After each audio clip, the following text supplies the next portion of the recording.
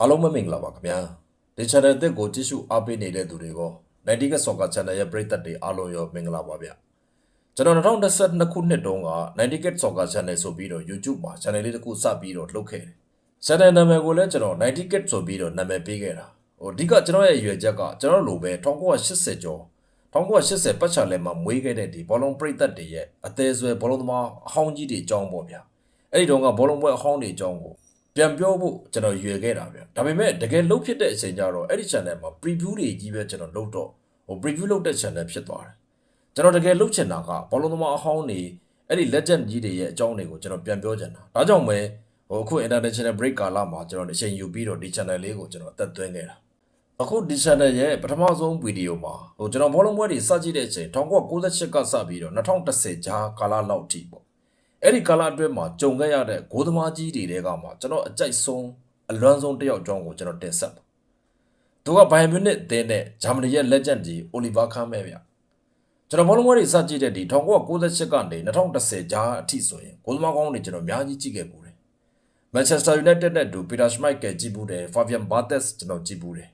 Arsenal အသင်းနဲ့တူ David Seaman ကိုလည်းကျွန်တော်ကြည့်ခဲ့ပူတယ်တကယ်ကိုကောင်းတဲ့ဂိုးသမားကြီးတွေဗျစီးရီးမှာဆိုလဲယူရို2000ရဲ့ penalty သူရဲကောင်းကြီးတော်တော်ကိုကြည့်ပူတယ် AC Milan အသင်းနဲ့တူ penalty ဖန်တာတိတ်ကောင်းတဲ့ဒီတာလည်းကြည့်ပူတယ် Abiati လည်းကြည့်ပူတယ်နောက်အဲ့ဒီအချိန်ကတက်တက်ဆမင်းသားဘူဖွန်ကိုလည်းကျွန်တော်ကြည့်ခဲ့ပူတယ်တကယ်ကောင်းတဲ့ဂိုးသမားတွေပါဗျာလာလီဂါမှာဆိုလဲကာစီလက်စ်ဟာ1990လောက်မှာတည်းကအဓိကဂိုးသမားသူဖြစ်နေပြီသူ့ကိုကျွန်တော်တို့စပြီးတော့ကြည့်ပူနေပြီးတော့ပါရာဂွေးလက်ရွေးစင်အသင်းနဲ့တူသူတို့ရဲ့အဓိကဂိုးသမားကြီးဆီလာဘက်ကိုလည်းကြည့်ပူတယ်တကယ်ကိုကြမ်းပေးရမ်းပေးကောင်းပေးဆိုတဲ့ဂိုးသမားတွေကြီးပဲအဲ့ဒီအားလုံးနေထဲမှာပူပြီးတော့ကျွန်တော်ရင်ဘတ်ထဲကိုရောက်ခဲ့တဲ့သူကအိုလီဗာခန်းပဲအဲ့ဒီကာလမှာသူနဲ့ခစ်ပြိုင်ဂိုးသမားတွေနဲ့အကုန်လုံးနဲ့ကွဲထွက်နေတာဗျအိုလီဗာခန်းကသူ့ရှိမှတိုက်ဆက်မှုပဲဖြစ်ဖြစ်ကန်ဆက်မှုပဲဖြစ်ဖြစ်ရိုးလို့ကတော့ဆွဲစားပြီးသားပဲနေရင်ရိုက်ပြီးသားပဲသူလာတဲ့ရေကန်မြေကန်ကလည်းဖိုက်တာကြီးတွေလူချမ်းကြီးတွေစုနေတဲ့ဂျာမနီဆိုတော့ဗျာတကယ်ကိုရှီစွာလက်စွာဂိုးသမားကြီး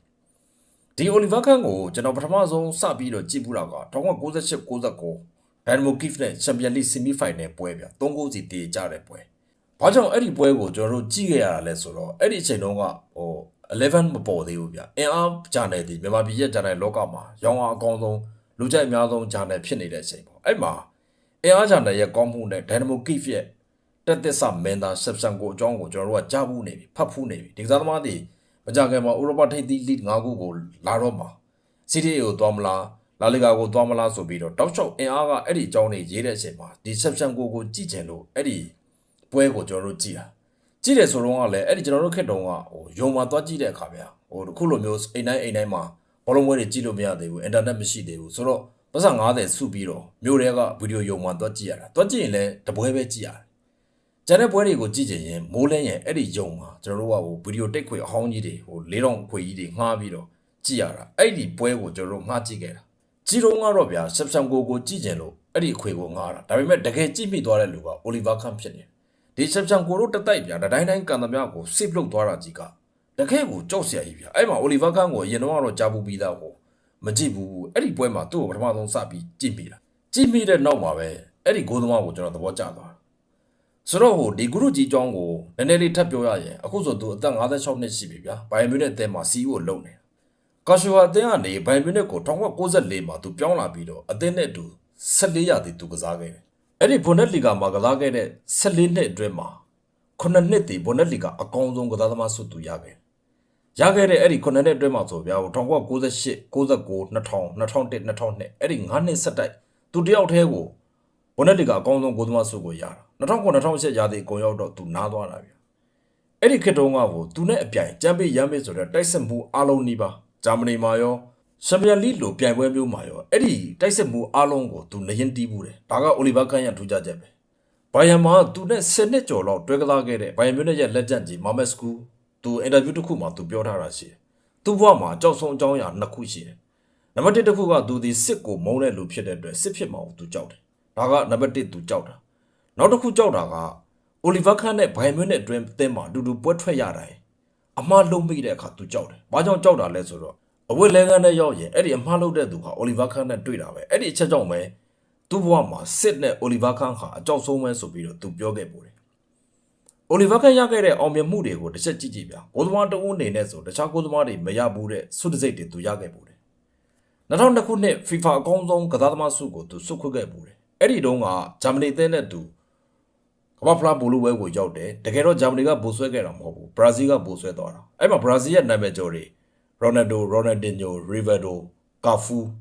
ရိုဘတ်တိုကာလော့စ်ဒီလိုကစားသမားတွေကိုကြိုပြီးတော့2002ခုနှစ်ရဲ့ FIFA Best Player ဆုကိုသူရခဲ့တာဒါကကိုသမားတွေတမိုင်းမှာဒီနေ့အချိန်ထိသူတူဦးတဲ့လှုပ်ထားတဲ့အရာပဲပြီးတော့အဲ့ဒီအချိန်တုန်းကပြင်သစ်ဘောလုံးမဂ္ဂဇင်းကနေရှိမြင့်တဲ့ကမ္ဘာအကောင်းဆုံးဆုအခုဘာလန်ဒိုဆုပေါ့အဲ့ဒီဆုကို2001နဲ့2002နှစ်ဆက်တိုက်သူတတိယနေရာရခဲ့2006ခုနှစ်မှာဘူဖွန်ဒီဘာလန်ဒိုဆုကိုဒုတိယနေရာရခဲ့ပို့တယ်ဒါတောင်တစ်ချိန်ပဲရခဲ့ပို့တော့နော်ဘူဖွန်လိုကစားသမားမျိုးတောင်ဒီဘက်ခေတ်ရဲ့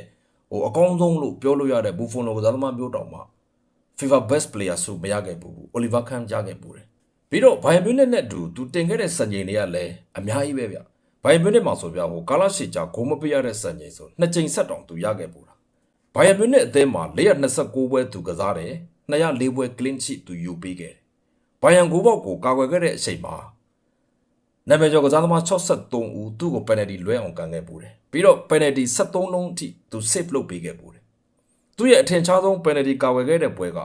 2000ခုနှစ် Champions League Final ပွဲဗျဒီနေရာမှာဒီ Valencia တို့ Shakhtar Donetsk တို့ Schalke တို့ဒီလိုအသင်းတွေဒီအခုသာတိုင်ပတ်နေတာအဲ့ဒီကျွန်တော်တို့ဘောလုံးပွဲစကြည့်တဲ့အချိန်99 2000 2001 2002အဲ့ဒီအချိန်တွေတုန်းကအဲ့ဒီအသင်းတွေကတကယ်ဆရာကြီးတွေဗျအဲ့ဒီ2000ခုနှစ် Champions League ဘောလုံးပွဲမှာ Bayern နဲ့ Valencia တွေ့တယ်ပွဲသားချင်းမိနစ်90အတွင်းမှာတစ်ဖက်တစ်ကူးစီတည်ကြလို့ penalty ကန်ကြတာအဲ့ penalty ကန်တဲ့အချိန်မှာ Bayern Munich ကစားသမားတွေဒီ penalty တွေတော့ရှော့လွဲအောင်ကန်ခဲ့လို့ဒီ penalty ဖမ်းရတဲ့ဂိုးသမား Oliver Kahn ကဖိအားတွေသူများခဲ့တယ်ဒါပေမဲ့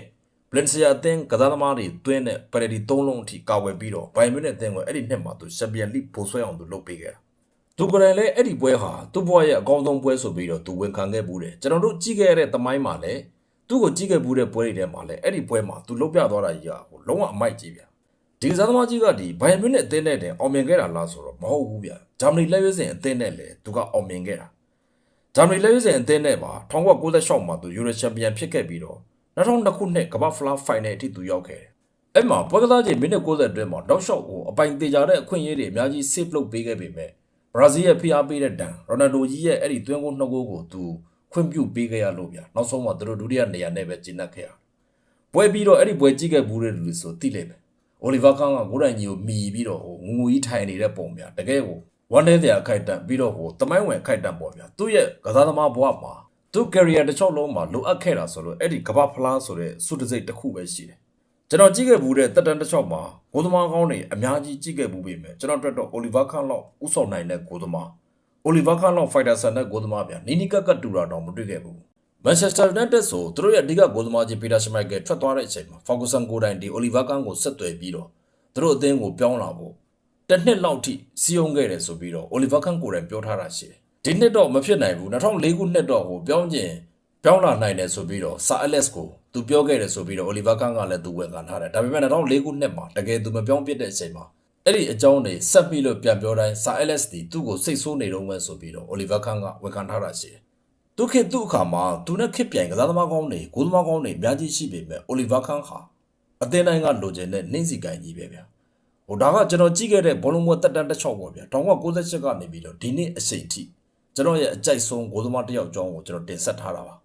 ဆိုတော့ကိုလူတွေကရောကြည့်ခဲ့ဘူးတဲ့ကစားသမားတွေထဲမှာဂိုးသမားတွေထဲမှာဘယ်ဂိုးသမားကအိုလီဗာကန်တက်ပို့တာလဲဘယ်ဂိုးသမားကသာအကောင်းဆုံးဖြစ်တယ်ဆိုတော့ comment မှာဝင်ရောက်မှတ်ချက်ပေးနိုင်ပါတယ်ဗျာနောက်ဗီဒီယိုမှာနောက်ထပ်တစ်ယောက်ရဲ့အကြောင်းနဲ့ကျွန်တော်တို့ပြန်ဆောင်ကြတာပေါ့စုံဒီလိုက်နားထောင်ပေးခဲ့ကြတဲ့တယောက်ချင်းစီတိုင်းကျေးဇူးအများကြီးတင်ပါတယ်ဗျာမြန်မာပြည်ကြီးမြန်ဆုံးအေးချမ်းပါစေအာတမတရားလဲမြန်မြန်ကြဆုံးပါစေခင်ဗျာ